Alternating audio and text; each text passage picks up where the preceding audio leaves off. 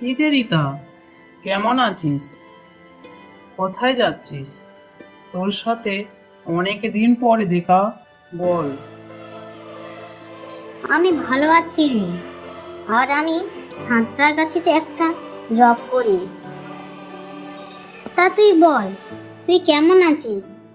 আর ট্রেনে করে কোথায় যাচ্ছিস? আমিও ভালো আছি।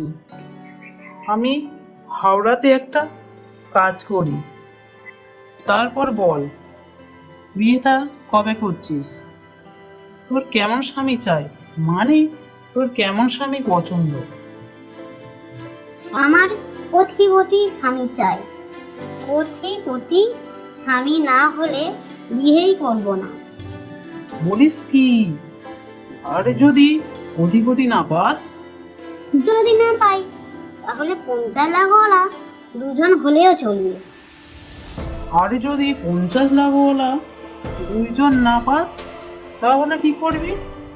তাহলে 25 লাখওয়ালা 4জন হলেও চলবে। এইভাবে ট্রেনের মধ্যে দুই রকম দুজন মহিলার কথা শুনে অন্য এক যাত্রী বলে উঠল, ম্যাডাম, দামাদামিটা যখন হাজারে নামবে তখন ঘুম থেকে জাগিয়ে তুলবেন প্লিজ।